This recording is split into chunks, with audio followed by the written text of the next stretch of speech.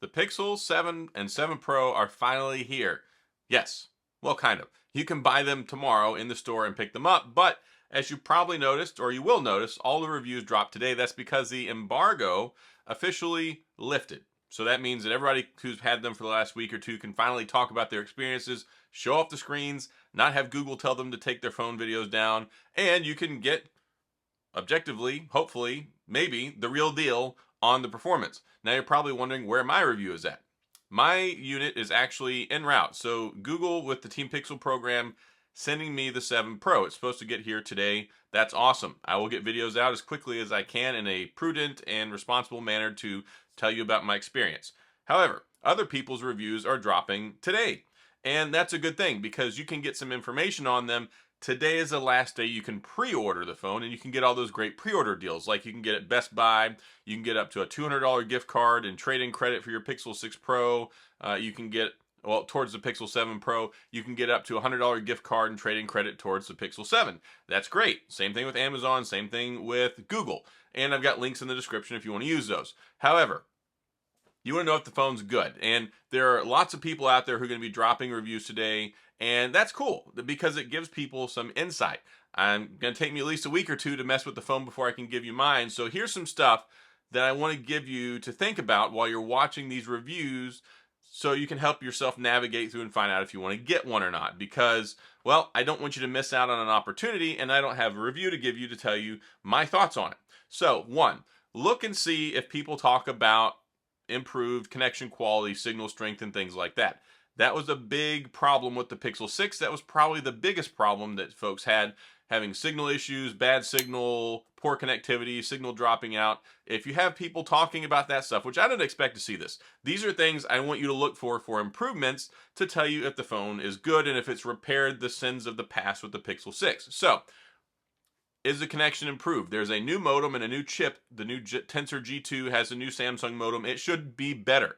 Hopefully it's a lot better. So pay attention for that stuff. The second thing to look for is see if people talk about the fingerprint sensor. Yes, the fingerprint sensor was also a pain point when it came to the Pixel 6 phones pretty much the entire year. It took them almost till all the way to the end of the year to get that finally fixed. So pay attention for that. Look and see if the reviews that you happen to watch talk about the fingerprint sensor. Find out, is it better? Is it faster? Is it more accurate? Is it more reliable?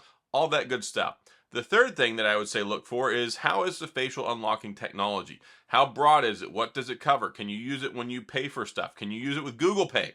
That's an important one. Will it work with Google Pay?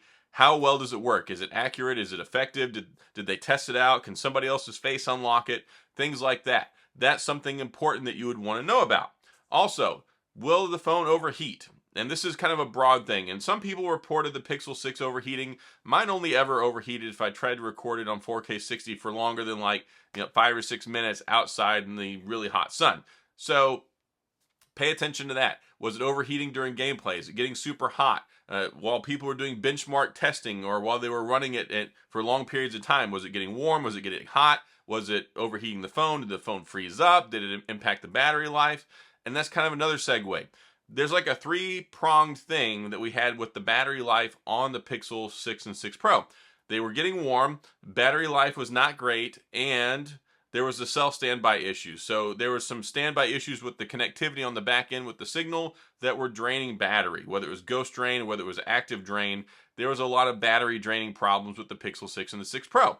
And a lot of that stuff, it was like Google would fix it, and then the next patch they would screw it up, and it would be back to causing the drain issues again. So pay attention to that. How is the Tensor?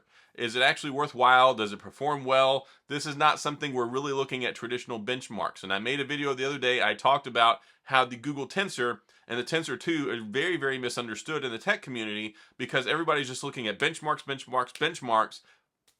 Well, two things that don't show up very well are the fact that the Google Tensor has 2 primary cores versus all the other flagship processors have 1 primary core, especially in the Android world. And then the other ones, they don't have a Tensor chip that handles all of the data analysis and the machine learning and all that other stuff. It's something that's very unique to the Google Tensor chip, is they have that tensor processing unit in there. So that's something that's going to give you all those smart AI machine learning assisted features, the ability when you do your voice, send a voice message to somebody in the text messages and it'll convert it to text so you can read it. the stuff that makes your video, your photos look less blurry. It makes them look more sharp and new. All that stuff is the machine learning done on the chip by the Tensor chip. So that's something that's not captured in a traditional benchmark, or somebody's telling you how many frames per second you can get on Genshin Impact before the phone overheats. That's not what you're looking at here. Of course, you can run that. The Tensor 2 is basically online with like the Snapdragon 888 Plus, which was the later version of the year flagship chip for last year that didn't see the light of day really on any worthwhile phone. I don't even know if it made it into any major phones, but either way, there are some upgrades here. I think that there's some nice important stuff. Take a look at the images. How is the macro lens? Is it good? Does it look like it's on par with like the iPhone 14 Pro, the S22 Ultra, and phones like that? These are just kind of things to look for that stand out, that are out of the ordinary, that are supposed to be improved over the last year's Pixel 6 and 6 Pro. Also the brightness. I'm hearing about 1400, 1500 nits brightness and peak brightness. That's like maximum, not standard what you're going to expect unless you turn it all the way up.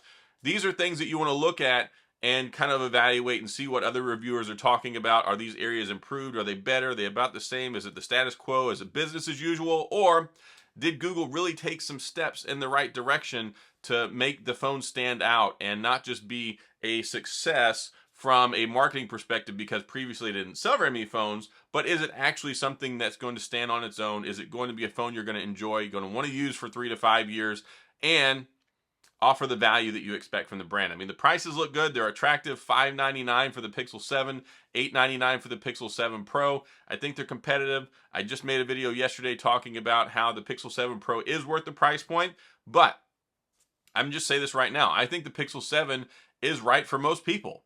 I don't think most people care that much about the macro, or they don't care that much about having a slightly curved edge screen, 6.7 versus 6.3 with the 7. The Pixel 7, you get the flat screen, the 90 hertz, the same Tensor chip, same primary camera.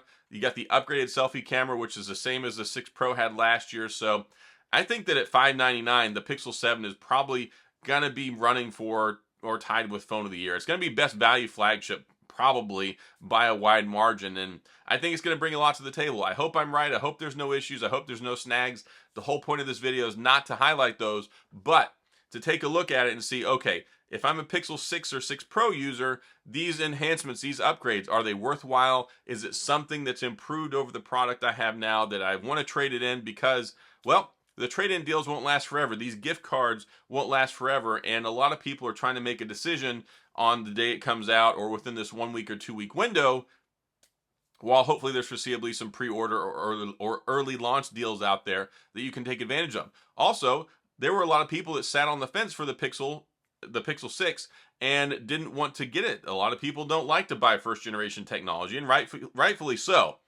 There were some mishaps along the way, but I'm expecting the Pixel 7 and 7 Pro to be primed for success, especially Android 13.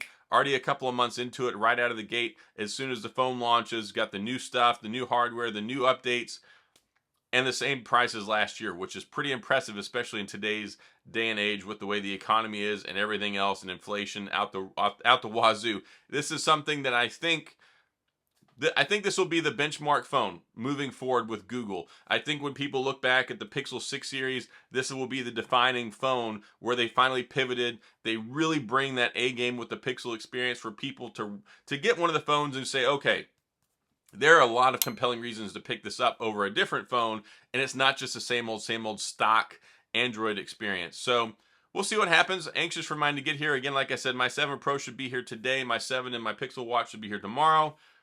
And then I'll have all of it. And then I'm going to dive in, open it up, unbox it, and start all my videos and start testing it, start reviewing it so I can give you my thoughts on the phone. But I know there's people who want answers before then to get a good idea for it. And also, I'm going to do a couple of plugs here for people who I think you should check out their videos because they make excellent content. And some of them are good friends of mine. So check out David Kogan, the Unlocker. Hopefully his review will be up tomorrow. Solid guy, great work, love his videos. Also Mr. Mobile, one of the best guys in the business when it comes to authenticity and also high quality, high caliber review videos.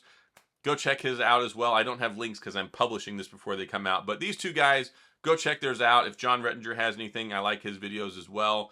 And we'll go from there. Also, I got a buddy of mine. His name is Ben, lover of tech, works with Sam Mobile. I know he's got a Pixel 7 or 7 Pro. Check his out and Probably the number one, if you want something that's kind of in line with what I want, like the videos that I make, Mark's Tech. Top-notch, good quality guy, good friend of mine, makes good videos, and I know he's got some good content dropping as well. So those are just some ones you can check out on YouTube. Check out their videos. Tell them I sent you. For what it's worth.